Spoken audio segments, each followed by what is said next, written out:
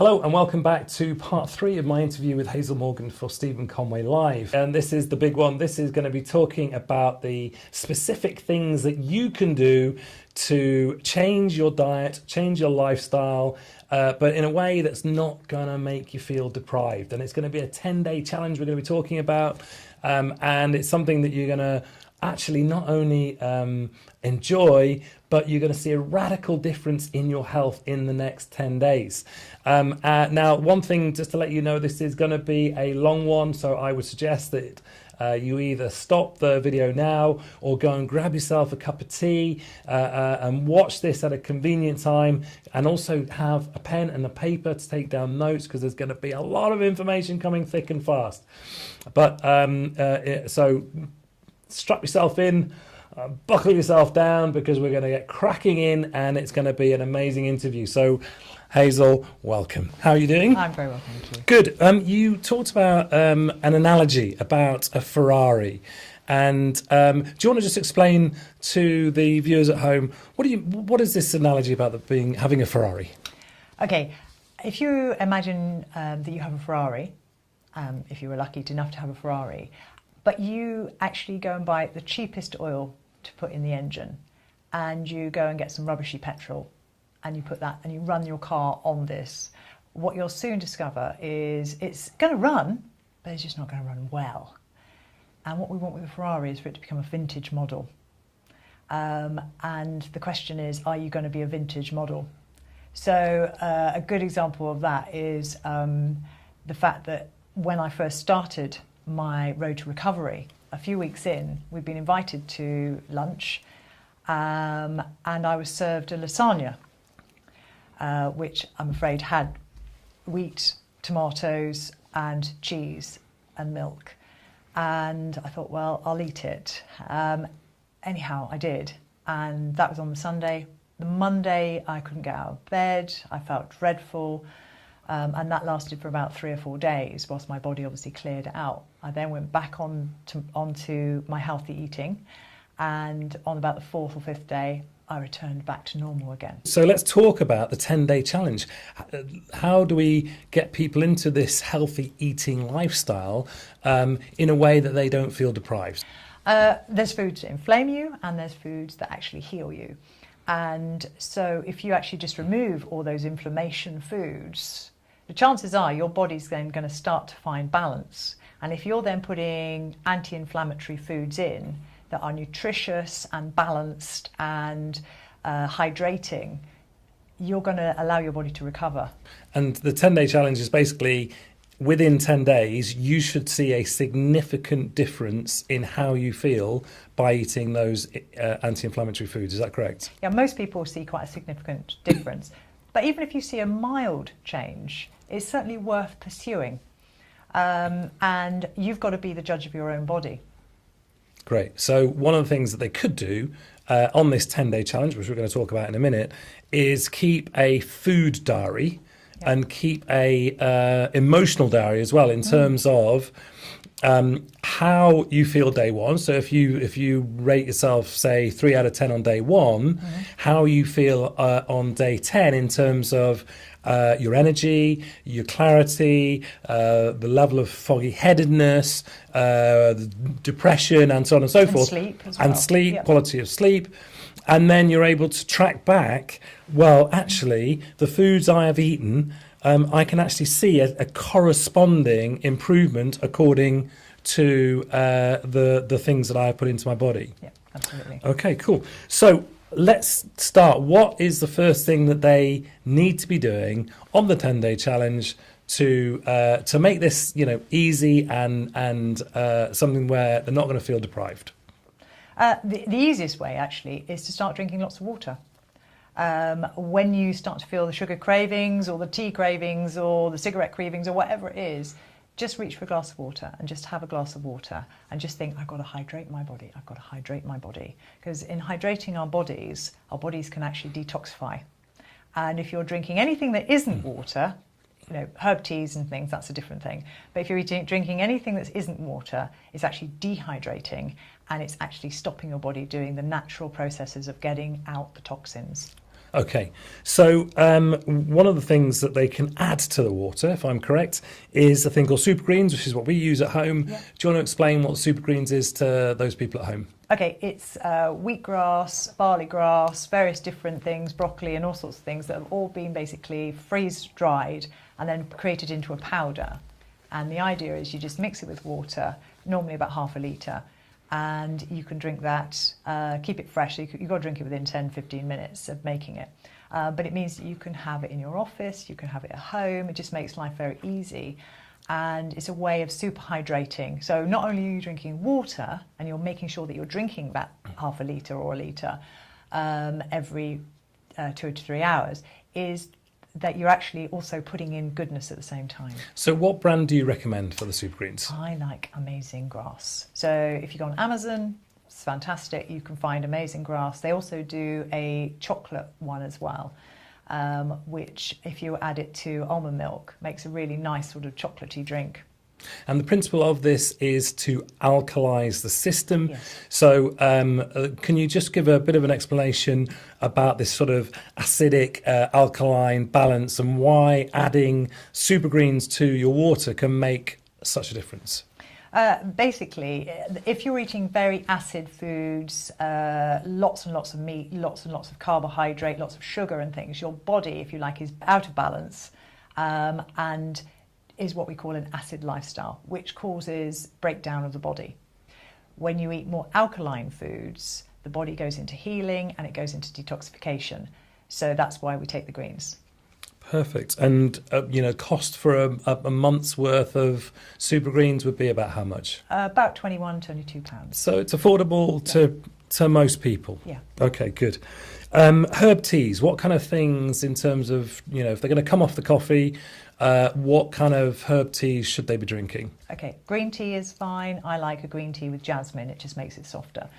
Mint, chamomile, yogi teas are fantastic. Pretty much any herb tea is going to be good for you. Cool. And they're tasty and they're refreshing. Yeah, and you just have to experiment to find, 2 or 3 that you absolutely love. Great. So what about fruits? What type of fruits can somebody have on a sort of, daily basis? Fruit's a funny one because we know if fruits are healthy. Therefore, unfortunately, people go, oh, well, that's great because that means I can just sort of eat fruits as many times as I want. And unfortunately, people will often go for the sweeter, more acid variety fruits, which for my personal taste, if I go towards oranges, tangerines, I actually find that that starts to make the joints ache again. Whereas if you're having the lemons, the limes, the grapefruits, they're very alkalizing, and you can add them to hot water with a bit of ginger or something, and they're another, if you like, homemade tea. Then also pineapple, amazingly good for inflammation. So if you want a really nice sweet hit, pineapple is the one that I go for. And very good for digestive. Very good for digestion. Okay, cool. And also, the other thing I would say is, yes, the odd banana, the odd apple that we're going to use for making smoothies, but generally don't go having really more than 2 fruits a day if you can avoid it. Have as many lemons and limes and grapefruits as you like, and pineapple, but any other fruit, I would be very cautious, especially at this stage. Cool. We're going to go on to that smoothie in a second. So let's talk through a typical day. You'd wake up in the morning. Yep. What would be the first thing you'd have?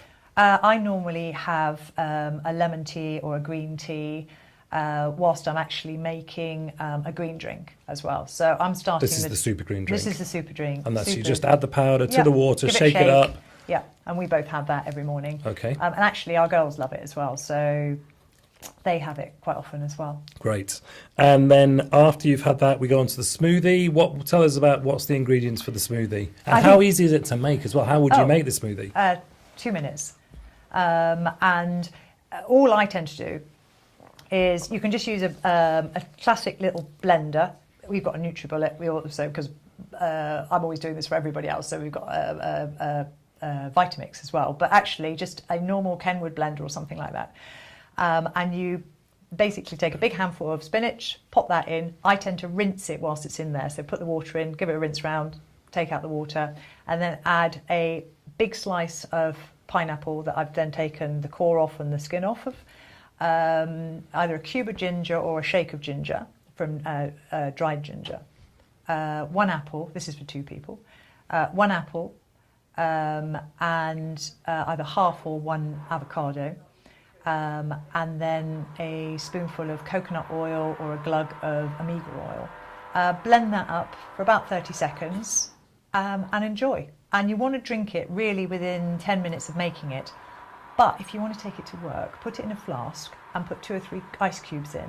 And as long as it stays bright green, it should last about 2 or 3 hours, so you can take it with you. Great. And it's filling, it's hydrating, and you're getting loads of nutrition into the system straight away without it being too sugary. Yeah, and it's important to remember to add the oil at this point, because oil helps certain vitamins which are oil soluble be absorbed into the body.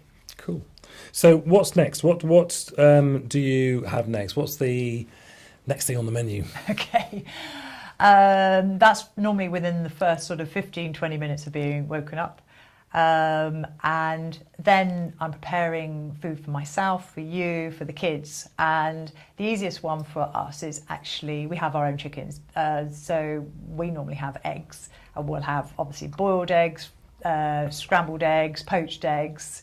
And we'll normally have those with some rye bread or some sourdough soldiers or something. But you could also make your own muesli using, rather than use totally oats, maybe just use a few oats. But what you can use are things like ground almonds instead of oats. And you can put pumpkin seeds, you can put chia seeds in. And one good thing you can do is actually soak it the night before, so you don't have to think about it when you get it out in the morning. And I normally soak it in almond milk, unsweetened almond milk. You could just soak it in water if you wanted to. What do vegans eat? Well, what do you recommend that vegans eat in the morning for breakfast instead of eggs? Buckwheat pancakes. Okay. And you can make pancakes actually not using eggs. So you can actually just make a simple buckwheat mix. You can find those sort of recipes online very Almond easily. flour pancakes, is that something? Almond flour pancakes. I tend to find personally that I prefer to use eggs with the almond flour. Okay. Otherwise, it's not almonds are not binding, so you need something in there. There is a vegan eggs There is. I haven't alternative. actually made it, but I'm sure vegans are normally quite genned up on all these things. What about things like avocado on toast or rye bread with hummus? Avocados and eggs are a great combination. One of the things we do is broccoli breakfast. Yeah. Now, a lot of people, when they go, broccoli breakfast, oh my God, what are you talking about? But it is the most insanely delicious breakfast. So tell us what is the broccoli breakfast? Broccoli breakfast is, I'm normally boiling eggs, or I'm going to dry roast some seeds or pumpkin seeds or something like sesame seeds or sunflower seeds. And whilst I'm doing that, I'm actually steaming some broccoli, so it's still very green, but you don't want it too crunchy. But you'll find where you like it. You can add peas to that if you want, or beans or anything, but we just tend to stick with the broccoli. And then get a mixing bowl, serving bowl, and just put the eggs or the seeds, the broccoli, chopped avocado, chuck it all in together, and then just drizzle loads of fresh olive oil. Please use virgin cold-pressed olive oil, not anything cheap. If you buy olive oil, either organic or one that has a slightly greeny, bitty tinge to it, means that it's still got all the good things in it. Drizzle that all over. Now, we use something called Bragg Liquid Aminos, which is a vegan product from America. You can get it on Amazon again. And this it's makes very cheap. All food taste amazing. It's the most fantastic That's probably thing. the most used health product we have in our arsenal.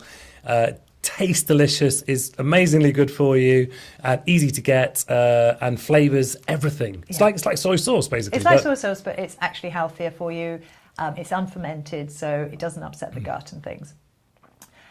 We use pink salt as well, so that's Himalayan pink salt, which has a lot more minerals in it than just rock salt. Just a quick of that. Remembering that because you're cutting out processed food, you're not getting all the hidden salts. So now actually you can actually start adding a little bit of salt to your food. and eat as is, but we like ours with hummus. Now you can have the hummus on the side, or you just mix it in together, and it makes the most fantastic warm put breakfast. Hummus on top of the rye bread or on top of sourdough bread, broccoli breakfast on top, and oh my God, it fills you for ages, tastes amazing. Yeah.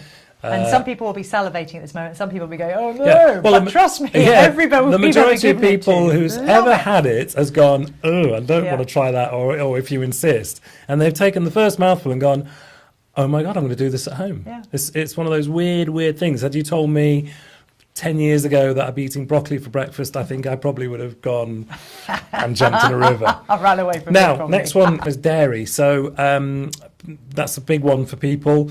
We're talking about cow's milk is very acidic. It's not great for you. What are the alternatives in terms of the dairy department, especially if you're vegan as well? Well, for the first 10 days, I would recommend cutting out pretty much every dairy product, maybe the odd bit of butter or something. But we just need to balance the system at this moment in time. But also, if you've done 10 days, the idea of 10 days of anti-inflammatory foods is, after you've done the 10 days, is then to reintroduce either the alternative or try the original food. So if you do love your milk, cut it out for 10 days, then reintroduce it and just check whether you're not getting aches, sinuses, headaches or anything like that. There's so many alternatives you can try though. Buffalo milk, goat's milk, almond milk unsweetened. Yes, you can try soya and rice, which we tend to sort of have odd ones. You know, we sort of vary it around the almonds, the soya, the hemp, the coconut milk. There's lots of different varieties, and we have goat's milk in our house. Personally, I find I can't drink the actual milk itself, but when it's in the form of, say, goat's yogurt, I'm fine with it. Goats and cows, as long as it's organic, grass-fed butter, I'm very happy with that.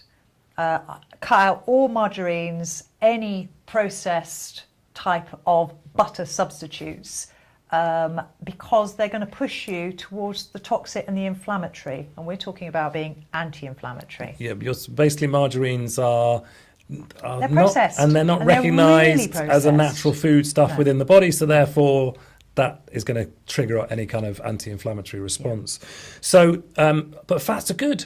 This is the big debate. You know, there was the sort of the low fat fad, which has been going on for the last 20 years. What you're saying is that high fat but good fats are fine and in abundance. So tell us about what fats people can have. Well, firstly, we've been around for 2 or 3 million years.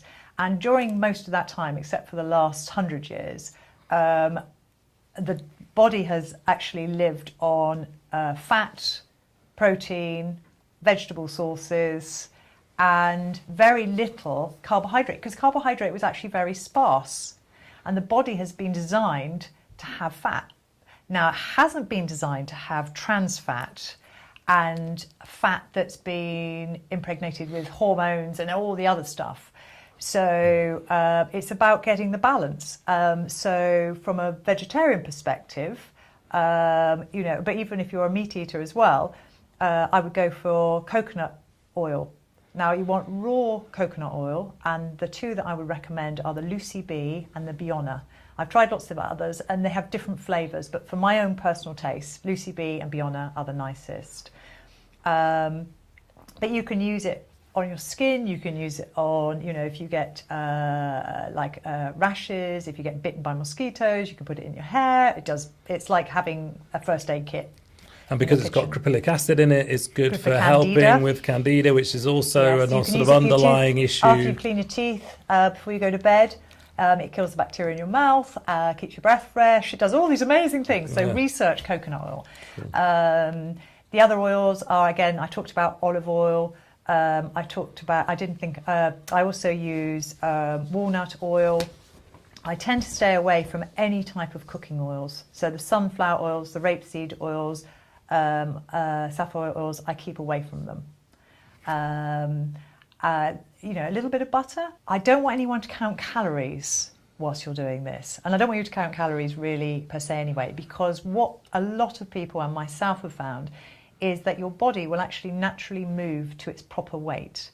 and you won't find yourself dieting ever again, which is a wonderful joy. And I think dieting has been a lot of problems for people where they've extracted the oil from their diet for the last 20 or 30 years. And I think a lot of problems have come out of that, as we are now discovering. So by putting in then a little bit of butter, when I cook my scrambled eggs, I actually like them a little bit of grass-fed butter. When I cook fish, if I'm not baking it, I'll put a little bit of coconut oil. If you're doing baked sweet potatoes, or if you're actually doing potatoes for other people and things like that, you might want to try this, is coconut oil. It's actually really nice, and you can put rosemary with it and everything. And a friend of mine said she put cinnamon with her sweet potatoes and coconut oil the other day, and she said they were fantastic. So maybe give that a call. Have a go. And this has been backed up on the BBC that the most common misunderstanding is that fats and eggs are incredibly high in cholesterol, and therefore send your cholesterol going through the roof. But the truth is the opposite. Actually, these things, when you eat them, actually lower your cholesterol. Is that correct? Yes. Yeah. So people can feel comfortable about loading up on fats and eggs if you are not vegan. And if you're concerned, because obviously I'm not a doctor, but if you want to look at people like Dr. Mark Hyman, he teaches something called functional medicine, and he covers this in depth and comes from more scientific background. So you may want to just check that out. And we'll put his web address up at the bottom of this screen. Absolutely. So next thing, so now mid-morning, snack time. got a little bit peckish. What do we do for snacks? Okay, actually more fats. So I'll tell you what's lovely is if you want to make your own mixes, or if you're in a rush, just grab something. They're everywhere in supermarkets and everything, but bags of nuts, seeds. Try to stay away from anything that's pre-roasted. If you want something that's roasted, just literally get a pan, pop in whatever seeds you want, whatever mix you want, and watch them vigilantly, because they will burn very easily, and just give them a few shakes around. And as soon as you hear them starting to pop, they're ready. And then you can serve them to your friends, serve them to yourself, serve them to your family, and they're really nice if you put a bit of pink salt on or a bit of Bragg's just over the top. It just gives them a nice flavour. You could bag them up and take them to work, or your colleagues will want to eat them too. So that's a really good snack. Cool. And protein shakes, we use a protein shake. Do you want to talk about the one that we use? Yeah, we actually, obviously being busy with family and everything like that, we actually use protein shakes because they're really, really quick and easy. The one we use is actually Raw Meal, and I think, what's the company called? It's Garden of Life. Garden of Life. The vanilla one is particularly good. And I think it's suitable for vegans, if I remember rightly. Yes, that one is. They also do the bone meal one. It's I think the guy who started Garden of Life started another company called Epigenetic Labs, who do a bone broth protein powder as well. Obviously not a vegan one, but chocolate, vanilla, tastes amazing, but very good for healing the gut. But we'll talk about that. Yeah, and you literally just mix it. Well, if you're in a real rush, you can mix it with water. It won't taste so good, but actually it's quite filling. Or use the almond milk or whichever. Almond milk, rice milk, hemp milk, whatever. Soya milk, goat's milk. And it's just a quick shake. I in the blender. I actually mix it with the chocolate Amazing Grass, which gives it a nice chocolatey flavour. And if you chuck in an avocado as well, you've suddenly got this really deep smoothie, tastes amazing. Yeah, but you don't need to, if you don't use the avocado, you don't have to put it in the blender. You can just put it in your bottle, shake it, drink it. Right. So you can have a bottle at work, one of the dried things at work that you can then... And sugar content is like 1 gram or something. Low. Yeah, but it actually is tastes very sweet, filling, sweet in itself. Great thing on the move if you're on the move. Very tasty way of keeping full. Yeah. Okay, so we're on to lunch. Because we're obsessed with food, aren't we? It's like non-stop. I love it. I know. It's my favourite conversation. People are always amazed that I'm quite slim, but when they see how much I eat, that's the thing about this. Hang on a sec, it doesn't marry up. No. Just because they're not used to seeing that. Yeah, the portions that you eat are enormous. Yeah. For when you look at the average person, and you're eating 5, 6, 7 times a day if you count the snacks and what have you. Yeah. And yet- I don't hold back. I never ever Never diet. ever hold back. You never count calories. You Never never count count calories. portion sizes. No. It's exactly down to how hungry you are, Yeah. and yet you don't put any weight on ever. And the other byproduct is that you actually won't have to spend so much money on beauty products because you actually start to get younger. Yeah, I find that myself. The amount I spend on beauty products has gone down dramatically since I've known you.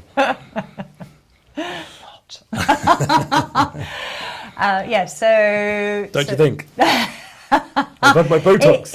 No, seriously, it is like having a natural facelift and tummy tuck all in one go. Apart from me, if I can get rid of beer. This is beer belly. Anyway, so let's talk about now. So lunch, what are we doing for lunch? Okay, what I recommend actually, and what I do is I tend to not drink a lot of water or drink generally when I eat, because I want to increase the stomach acid so that my food is fully digested. So I normally drink up to about half an hour before I eat, and then I don't tend to drink until at least half an hour to an hour after I eat. Or if I do, I'll have a very small green tea or something. And so yours, just to clarify, you're sipping on the green teas and the Supergreens and that kind of thing outside of the mid-morning protein shake and so on and so forth. Yeah. And if you're just busy, you may even have a bottle of the Supergreens with you just to keep you hydrated. And actually, that keeps the hunger away anyway. Yeah, absolutely. Cool. And then for lunch, you could make, for example, we do a lot of warm salads at this time of year. And I'm going to talk about bone broth in a minute. Now, for those people who are watching this at home, we are now coming into winter. So just so people understand that the warm salads are because it's getting a bit colder now. But in the summer, we would eat more raw salads using a food processor. Yeah, and people go, salad's boring. But our salads, anyone who comes to our kitchen just goes, oh my God, this is amazing. And it's about learning to mix things together. So open your fridge, what have you got? You could have, say you've got some leafy salad, you could grate or put through a processor some carrots, some beetroot, maybe there's a fennel in there, maybe there's some celery, cabbage, celeriac, apple. Whatever. And so you do a mixture, for example, if you've got, if you want to. Even a bit of pineapple in there as well. Pineapple, pine nuts. So it's about just trying out lots of different things. Although you wouldn't put the avocado through the food processor, that would. No, but you're just mixing all these things together. But olives are actually particularly good as snacks, but also when you add them to your salad, they can be really good. And later on down the line, feta cheese if you're really not nice a vegan. well. Yeah, that just sort of. Yeah, but you can get vegan friendly cheese if you want to make it a little bit more interesting, or a bit of tofu. Yeah. We put tofu. We use the brags we sort of marinate the tofu in the brags, and then give it a bit of a grilling, and then we give it a bit of a grilling. You tell us what you've been doing this morning, tofu, and that goes. That then goes into the mix, and you can experiment. You can make lots and lots of different salads and just play with it, whatever you've got in your. But the key is having the majority of it raw or lightly steamed, crunchy salad. But we're using the brags, the avocado, and the hummus. The Waitrose hummus in particular is amazing. Actually, Tesco's is very good. Is it? Yeah, okay. Tesco's is really and good. they do different flavours as well, don't they? The caramelised onion and all that kind of stuff. And also, use the lemons and the limes. Yes. You can even try a grapefruit dressing if you wanted, or something like that, with the olive oil. A little bit of apple cider vinegar in there as well, just to give it a little bit of all and these things are increasing the digestive juices. For those people who go, oh my God, this is going to take me ages. No. On average, to make a lunch, we're talking less than 5 minutes, maybe 5 to 10 minutes if you are doing it for the first time. Yeah. But with your food processor, zip, zip, zip, mix it in, chop up an avocado, put some hummus with it, on the plate, job done. Job done. And because it's crunchy, it's very satisfying. Yeah. Because you're using the brags, it's very tasty, and then you're full for the rest of the afternoon and right through to the evening meal. Yeah, absolutely. And so also interplaying into evening meals, when I'm talking about various different foods, say, for example, you then in the evening do like an array of steamed vegetables, whatever you have. Again, you could have some celeriac, you could have some parsnips. Get a bit creative when you go to the supermarket. Stop going to the same place in the supermarket. Go and have a look what else is out there. You'll be amazed.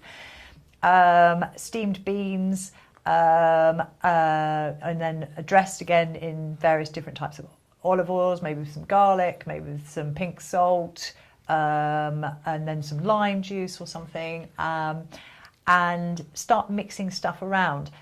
You could serve that then with some kind of meat or fish that you've steamed, baked, fried, whatever you've done with it. We try and keep the fish and the meat down to sort of 2-3 times a week. It's not a daily staple. I tend but not when we to... do it, it's a really amazing cut of meat or fish. We would go for something really, really good, and we'd go for the organic grass-fed. We use a supplier called Coombe Farm Organic.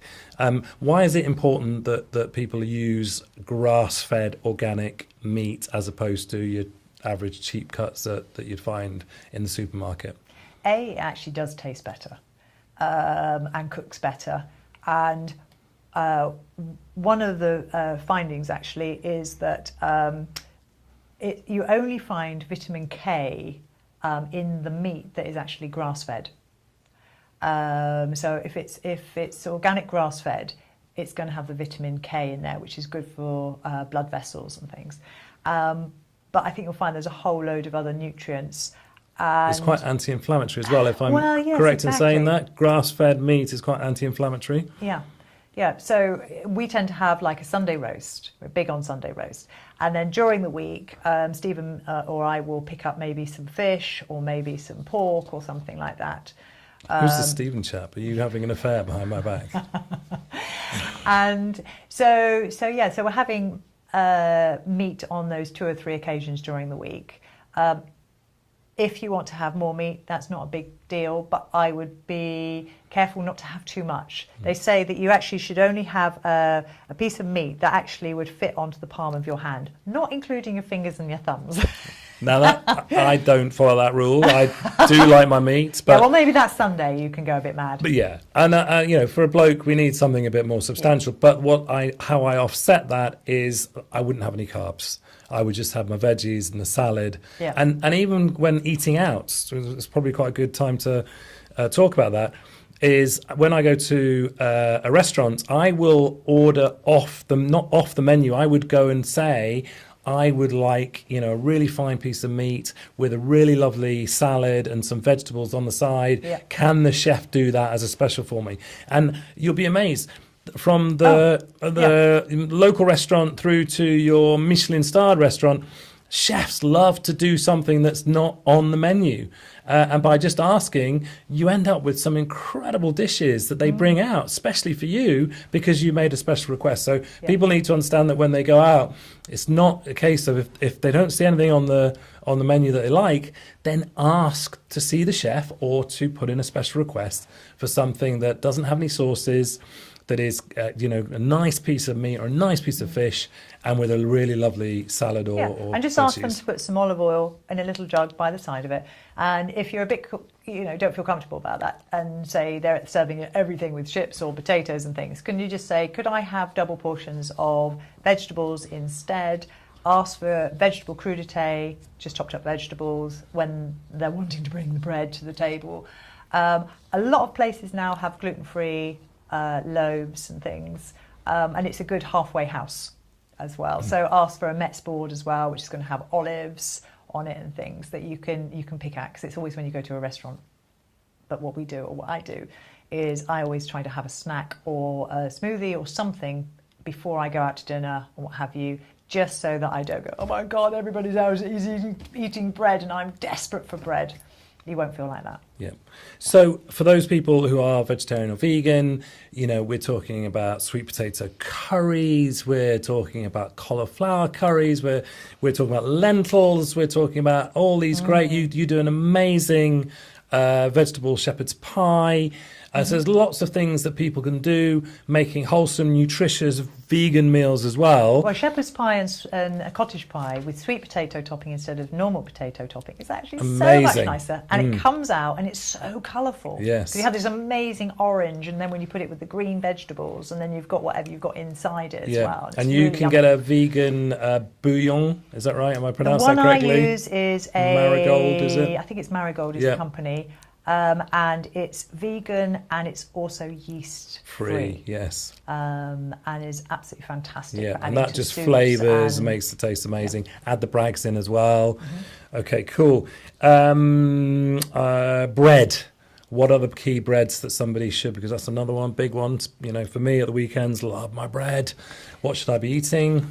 Yeah, well, you can actually get experimental. There's some fantastic recipes. I've got some recipes to do with making bread from ground almonds.